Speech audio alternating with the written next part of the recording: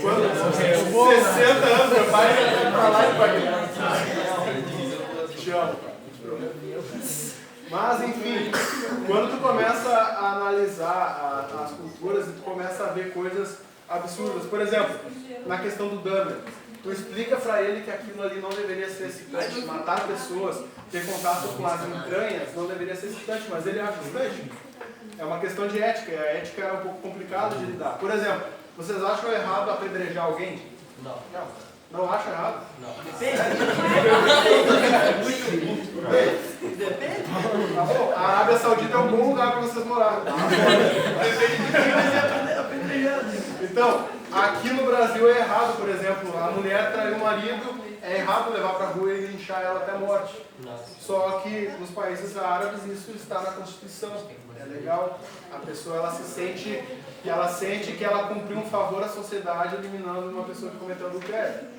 Isso vale para os maridos também? Oi? Isso vale para os maridos também? Acontece que as mulheres são enterradas até o pescoço e os maridos até a cintura para poder se defender das pedras.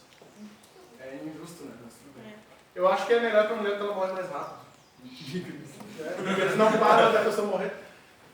É gostoso esse assunto. É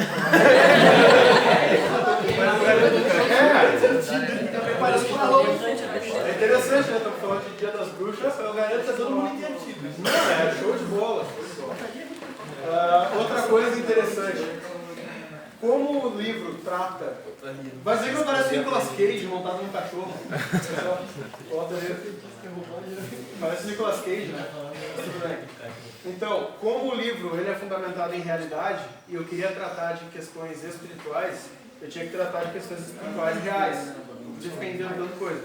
Então, essas imagens são tiradas de um livro milenar, que é da Cabala Judaica, que envolve Goethe, a feitiçaria pesada. Sim, eu tive que ler para poder transmitir verdade. Oi. E como é que ficou o teu psicológico escrevendo? Porque, por exemplo, no primeiro livro eu lembro da parte do incesto. Por E que tu sorriu? Não, É falar de algo terrível sorrindo, né? não. É porque é vergonhoso. E também teve aquela parte que acho que foi 2020 que foi pra gente ler, então faz tempo que eu li. Eu lembro que o Harry também sofria com a questão da mãe dele, que foi queimado, se eu não me engano. O pai foi queimado. O pai, né? Isso. Desculpa, faz tempo que eu li. E como é que foi, escrever tudo isso? Teu psicológico ficou dodói? Ficou bem? Posso chamar minha esposa e falar, amor, como é que eu fiquei no segundo livro? Então, ele já tem a parte de sonambulismo normalmente, ele fala dormindo, digamos apenas que ele socava a parede dormindo. Ah, foi daí que saiu a parte do coisa falar dormindo no... Porque pra mim é bem coerente. Mas o que acontece? Eu levei ao extremo a questão da realidade, do realismo. Então, como eu queria mostrar, principalmente no segundo e no terceiro livro, quem leu o segundo livro sabe que tem uma cena asquerosa no final de um ritual de uma missa negra. Que o que acontece na feitiçaria, principalmente na época da Idade Média, eles tinham que colocar espíritos em pessoas. Então, se o cara ele queria portar Baal, por exemplo, ele queria ser o receptáculo de um demônio como Baal, ele tinha que fazer um ritual que agradasse Baal para ele ser digno de portar aquilo ali.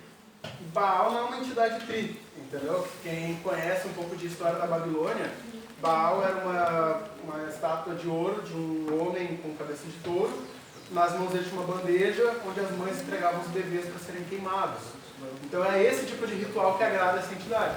E eu tive que estudar a respeito desses rituais nas missas negras. E para poder falar o ritual como era, eu tive a genial ideia de assistir uma live. Horrível. Não me perguntem onde eu achei. Por isso que eu te falei, tu acha qualquer coisa. Tá? Todo mundo já escreveu o nome aqui? Eu não. Não. Só que isso me machucou de muitas maneiras, estudar esse tipo de coisa. Porque tu começa a ver, por exemplo, a romantização da feitiçaria. A gente é muito fã de Harry Potter. Só que quando tu começa a analisar como a feitiçaria ela é apresentada de forma romântica, tu começa a perceber que tem uma mentira. Estamos no Dia das Bruxas. Dia das Bruxas é legal. Só que quando tu vai ver o passo a passo para adquirir poderes dentro da bruxaria, começa fazendo oferendas, por exemplo, de brócolis e cenouras e suco natural de laranja zero carb, entendeu? Começa assim, daqui a pouco já é alguns insetos, daqui a pouco já pede uma ave, daqui a pouco tu tá com uma criança amarrada na tua mesa, daqui a pouco tu tá matando por gato, entendeu? Então, e uma coisa que eu percebi é que é muito sedutor, o conhecimento ele é sedutor. Então, quando eu descobri, caramba, eles faziam isso aqui mas por que eles usavam tal bebida no ritual? E daí eu comecei a estudar a composição química daquela bebida. E daí eu comecei a fazer links com outras entidades e começa a ir cada vez mais fundo. E chega um ponto que nem eu falei, que a minha esposa chegou, eu estava assistindo um negócio asqueroso que me machucou, que eu fiquei meses talvez afetado com aquilo ali. E aquilo ali chegou a um ponto em que pouca coisa me afetava. Que eu comecei a me assustar menos com algumas coisas. Porque, por exemplo, a pandemia do Covid. Quando tu estuda a Idade Média e tu vê o que foi a peste bubônica, o Covid não te assusta. Quando tu começa a ver o que foi a peste negra, o que foi a gripe espanhola, por exemplo, na época da Primeira Guerra Mundial, tu percebe que o Covid é pneumonia. E tu vê que a humanidade já sobreviveu a coisas tão piores que tu percebe, cara, a humanidade não vai acabar. Tu para e tu pensa assim, meu, é uma onda que vai passar, porque já teve coisa pior, que durou muito mais tempo, que matou muito mais e passou. Então isso ajuda até, quando tu começa a adquirir conhecimento em fontes seguras, tu começa a analisar a vida de uma forma mais perene, mais equilibrada. Tu sabe que nada é tão ruim que não possa piorar, mas tu sabe que uma hora vai passar, entendeu? Então, por exemplo, na época do primeiro livro e do segundo livro, não era obrigatório o celibato na Igreja Católica. Os padres podiam casar, podiam ter filhos. Por isso que até eu tive que deixar claro que eles escolheram o celibato, manter a castidade. E quando tu vai descobrir, por exemplo, por que o celibato existe, é porque os padres pegaram a filha de um padre e rolou uma orgia onde vários padres estupraram a menina. Daí o Papa da época descobriu e daí criou-se a obrigatoriedade do celibato para acabar com essas palhaçadas. Mas no livro já não podia, né? O livro não podia casar.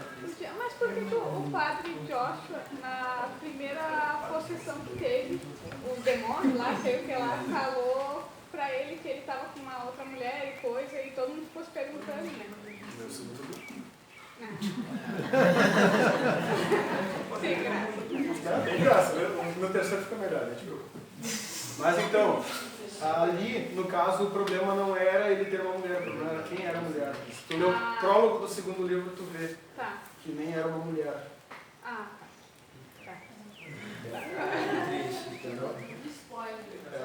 Eu não sou rei dos spoilers, eu adoro contar tudo. Mas, é importante... Eu posso falar um pouquinho sobre essa parte aí? Claro. Causou um mal-estar muito grande trabalhar o prólogo do segundo livro com algumas turmas. Mas por que eu fiz questão, gente, de mostrar aquelas ideias ali bizarras?